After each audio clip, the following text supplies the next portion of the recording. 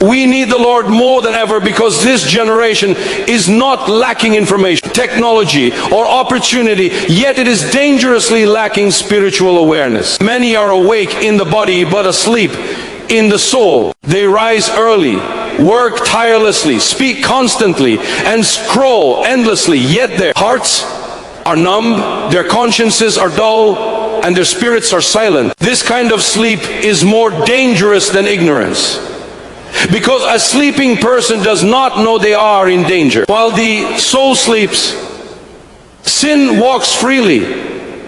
While the heart sleeps, truth is ignored. While the spirit sleeps, eternity is forgotten. Spiritual sleep does not happen suddenly.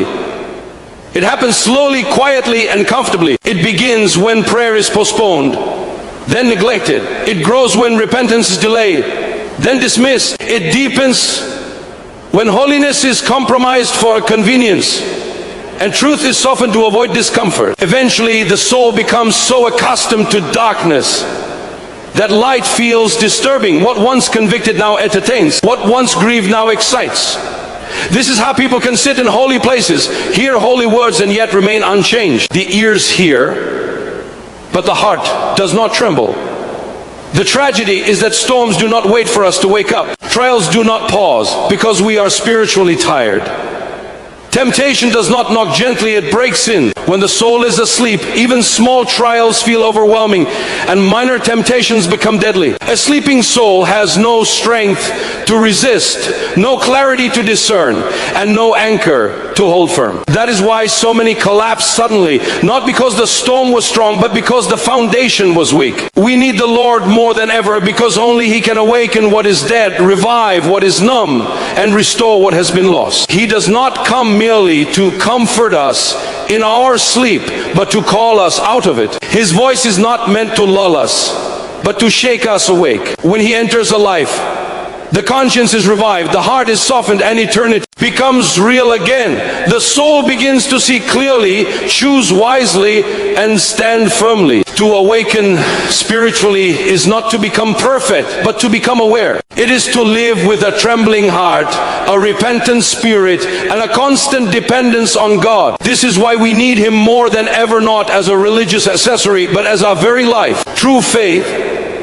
is not proven by how much we hear, how much we speak, or how much we appear religious, but by how deeply we obey. Many listen to holy words, admire them, and even agree with them, yet remain unchanged because obedience is absent. Hearing alone can move emotions, but obedience transforms lives. A person may be moved to tears by truth and still walk away unchanged if that truth is not lived. This is why obedience is the dividing line between a life built on rock and a life built on sand. Obedience is costly because it demands surrender, not opinion. It requires the will to bow, not just the mind to understand. The heart naturally resists obedience because obedience exposes pride. It forces a person to admit that God knows better, that His ways are higher, and that personal desire must sometimes die. Many prefer inspiration over instruction, blessings over discipline, and comfort over correction. Yet faith that avoids obedience is not faith at all. It is self-deception wrapped in spiritual language. Building on rock means choosing God's will even when it is difficult, unseen, or unpopular. It means forgiving when revenge feels justified, remaining pure when sin is accessible, speaking truth when silence is safer, and trusting God when logic fails. These choices are not dramatic, but they are decisive. They are made daily, quietly, often without recognition. Over time, these unseen acts of obedience form a foundation that cannot be shaken.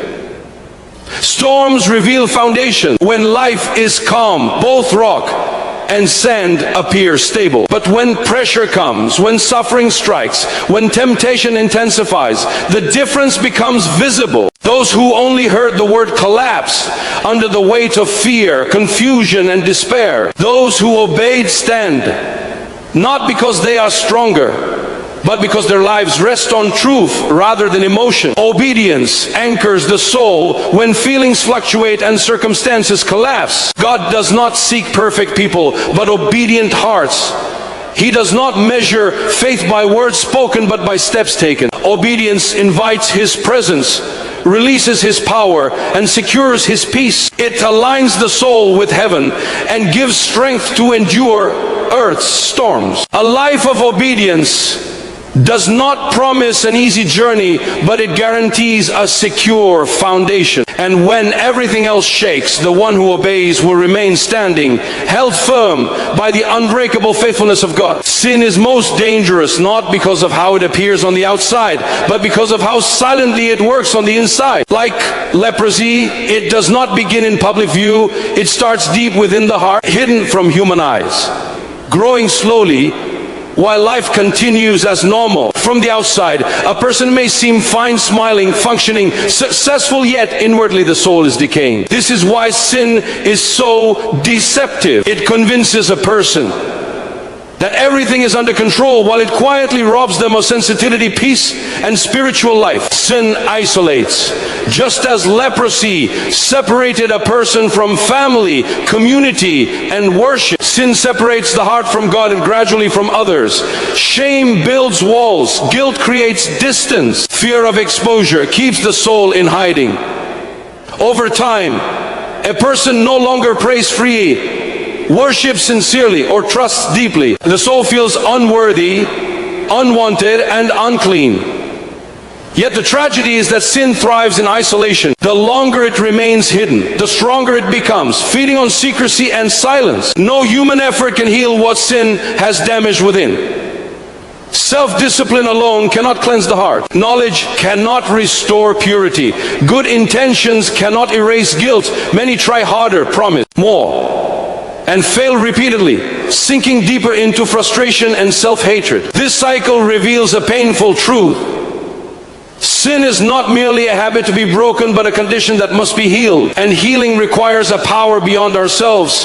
Freedom begins with humility. The turning point is not strength, but surrender. When a person stops justifying, stops hiding, and bows honestly before God, healing becomes possible. Confession opens the wound to the only hand that can heal it. Mercy meets humility. Grace meets repentance. What no effort could fix, love restores in a moment. God does not recoil from the unclean heart. He reaches for it. He does not wait for perfection before acting. He acts to create it. His touch does not condemn but cleanses. His presence does not shame but renews. When sin is brought into His light, its power is broken, its grip loosened, and its poison removed. True freedom is not achieved by managing sin, but by being cleansed from it. And when the heart is healed, the life follows. Peace returns. Identity is restored.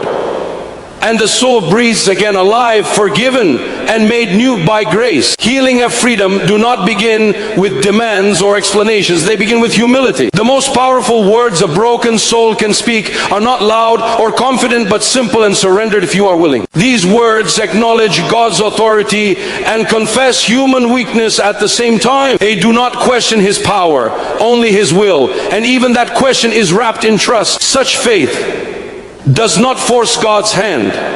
It places the heart entirely in His hands. Pride resists healing because pride wants control. It wants to decide the timing, the method, and the outcome. Humility releases control and admits the truth: I cannot fix myself. This admission is not failure, it is the doorway to grace. Many remain bound not because God is unwilling to heal, but because they are unwilling to surrender. They want God's help without God's rule, mercy without obedience, healing without repentance. Yet freedom cannot grow where the self still reigns. True surrender bows before God, not as an idea, but as Lord. It recognizes His authority not only to heal, but to command. When a person kneels inwardly and confesses God as supreme, something shifts in the spirit. The heart softens, defenses fall, and grace begins to work. Faith at this level is not emotional excitement, it is deep trust. It believes that whatever God chooses is good, even before the answer is seen. God responds to surrendered faith with compassion, not hesitation.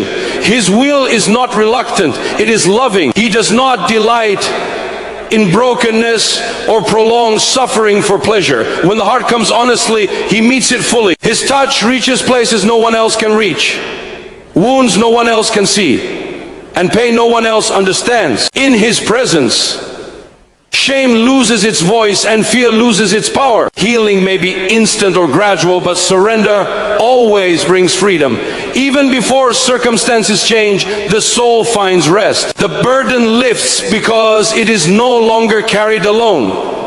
Trust replaces anxiety. Hope replaces despair. A surrendered heart is never wasted because God never ignores humility. The greatest miracle is not just being healed, but being restored to relationship with God. And that restoration begins when a soul bows, trusts, and places everything in His will, knowing that His mercy is always greater than our need. The greatest threat to a person's life is not always the chaos surrounding them, but the condition growing quietly within them. External troubles can be loud, frightening, and overwhelming, yet they cannot destroy a soul that is anchored in peace. It is the inner corruption of the heart, unconfessed sin, unresolved bitterness, hidden pride, and neglected faith that weakens a person from the inside. When the heart is compromised, even small pressures become unbearable, and even simple choices lead to collapse. The world around us has always been unstable. Wars, injustice, temptation, and suffering are not new. What has changed is the inner strength of people. Many are emotionally exhausted, spiritually hollow, and inwardly divided. They react instead of discern, escape instead of endure, and compromise instead of stand firm. This happens not because the world is stronger, but because the heart is weaker. When peace is absent with it, no amount of comfort outside can compensate for it. True peace does not come from controlling circumstances, but from cleansing the heart. A heart at peace can endure loss without despair, pressure without panic, and uncertainty without fear. Such peace is not denial, it is rootedness. It flows from a conscience that is clean, a spirit that is aligned with God, and a soul that trusts His sovereignty. Without this inner cleansing, even success feels empty and safety feels fragile. God's work always begins within. He addresses the heart before the behavior, the spirit before the actions. When the heart is renewed, choices change naturally. When the inner life is healed, the outer life follows. But when the inner life is ignored, no external solution can save a person from eventual collapse. A corrupted heart will eventually shape a corrupted life. Awakening the soul is therefore essential. It means becoming honest with God, sensitive to conviction, and responsive to truth. It means allowing His light to expose what has been hidden and His grace to cleanse what has been defiled. This awakening is not meant to shame, but to restore, not to condemn, but to heal. A life cleansed from within becomes resilient. Storms may still come, but they no longer define the person. Fear loses control. Hope takes root. Strength is renewed. When God reigns within, the world outside loses its power to destroy. True safety is not found in perfect circumstances, but in a heart made whole by God.